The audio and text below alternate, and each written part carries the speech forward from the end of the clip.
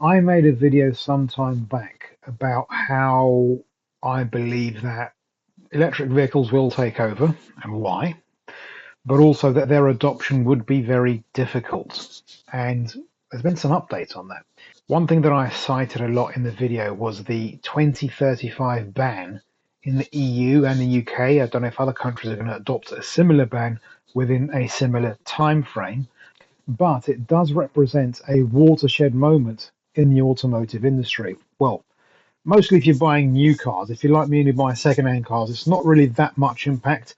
It will have an impact maybe in 2045 when I'm looking for a second-hand car from 10 years earlier. But I digress. In recent developments, the Italian and German governments have actually joined up with car makers to try to convince the EU to, first off, maybe relax some of the emissions targets they already have slated. I believe it's for next year. And if automakers don't meet those targets, then there will be multi-billion-dollar fines, from what I understood. And there's also talk of either trying to push back the 2035 ban or make some exceptions. This makes sense in all honesty. As much as I think electric vehicles are, well, at least on paper, they're a very smart thing, uh, battery at the bottom, so all the weight's down below, a very small motor, and relatively cheap running costs, relatively simple technology. Sounds good. Of course, reality tells us a different story, but we're not going to talk about that here. The thing is, by 2035, for automakers to be able to survive, basically, the sale of battery electric vehicles has to make up for the shortfall of petrol and diesel vehicles. And I don't think that's going to happen under the current climate. First off, electric vehicle sales in general, they're growing slower. Now, small caveat here, EV enthusiasts tend to lump together battery electric vehicles and plug-in hybrid electric vehicles, which is a bit of a fudge because plug-in hybrid electric vehicles are also internal combustion vehicles. Both sides can use them for their own statistics.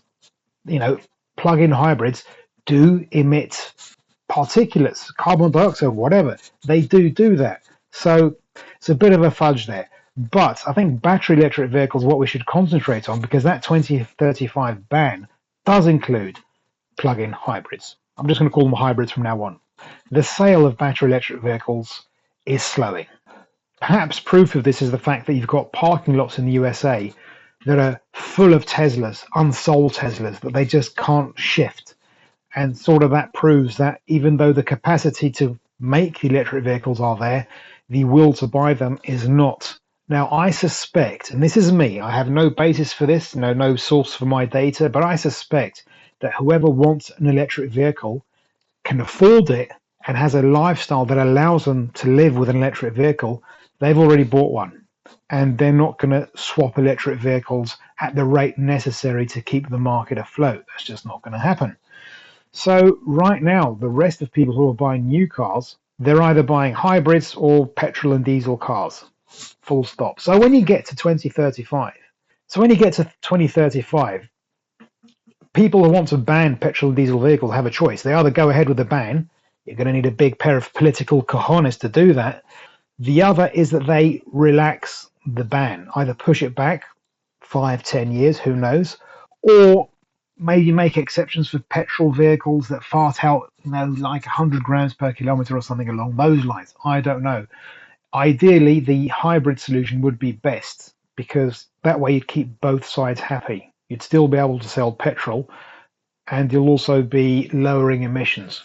A thing that did catch my attention, there is a third option. There is the fact that maybe battery electric vehicle technology will catch up to a point where it's practical for people to actually use them every day and to charge them out on the street, as if it were petrol, go to a charging station, plug in, stand around, and then, a couple of minutes later, your car's charged, you can leave.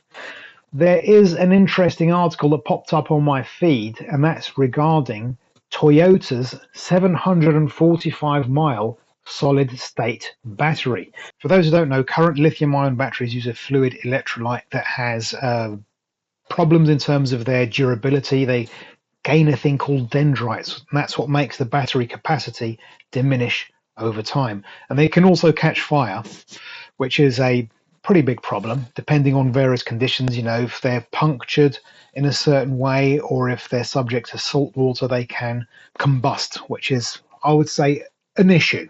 Solid state batteries have, as the name suggests, a solid electrolyte.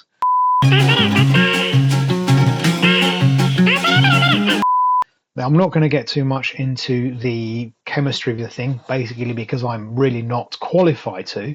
But some time ago, Toyota announced a battery that had a 900 mile, which is a 1400 kilometer range. Then they revised it down to 745 miles, which is 1200 kilometers. Either way, that's brilliant. That's more or less the range of a diesel car with a large tank like mine, if you drive nice and softly and don't get too many hills. When I looked it up, the article that actually originally talked about this, the article that I saw was published just a couple of days ago, like 3 or 4 days ago. But the original one that I ended up finding is from November 2023. So that's nearly a year ago. Toyota's long-range solid-state EV batteries will be more limited than expected. And I think that's when they revised it down from 900 miles to 745 miles. They also provided a roadmap for the rollout of those batteries. So you've got the current battery for their Beats Z24X, whatever. So a current lithium-ion battery, and that's from 2022. Then it says in 2026, you're going to have a performance version of that solid-state battery and a popularization version. Now, the performance version has got quicker charging, so it will charge, the fast charge time from 10 to 80% will be 20 minutes. And the popularized version is a bit inferior in terms of its performance, and that will take 30 minutes. So basically what you have now, although it does solve some things in terms of durability and safety, it's the charging time that really is the problem. I don't know how you solve that, but this isn't going to cut it. It says further evolution. So basically it's like that magic technology that will eventually happen. You don't know if they're actually going to bring this out. It's like that, the border between the Republic of Ireland and Northern Ireland that Brexiteers were defending. It was an electronic border. No one knew how it would work. No one knew who could make such a thing, but, technology will solve things. And unless it's actually rolled out and works and is tried out on a proper real world basis, you don't know. So I mistrust this. And also, not just that, we do not have solid state batteries yet. So until this actually becomes a reality, and you can actually go out to the shops and buy, showroom I should say, and buy a Toyota with a solid state battery for your EV, this is still up in the air. So as things stand, by 2035, I seriously doubt that battery electric vehicles with current technology will be popular enough for that ban to come into effect. Now, the EU is lots of things, but they are rather friendly to corporations and economies and all of that stuff. They will not let the auto industry go under just to enforce this ban. I honestly doubt it. I don't think there will be the political will to enforce the ban. So I think we can look forward to maybe the exception of the ban or it being pushed back. I think it's a mixed bag. On one hand, it would be nice to be able to finally go away from petrol and diesel cars and have lower emissions. On the other hand, very quick shifts in technology can be a bit too disruptive for people. It can be a bit frightening. I have no problem with electric vehicles, as I've mentioned, and I know many of you who watch this channel, you're slightly older than me and you don't like electric vehicles, but trust me, there's nothing to be afraid of. Even if that ban does come into effect, in no way, shape or form will a government be crazy enough to ban petrol and diesel vehicles outright. They may ban it in certain areas, ultra low emission zones, ULEZ as they call them. I've got no problem with that, as long as public transport can make up for the lack of being able to go somewhere with your car. That's all.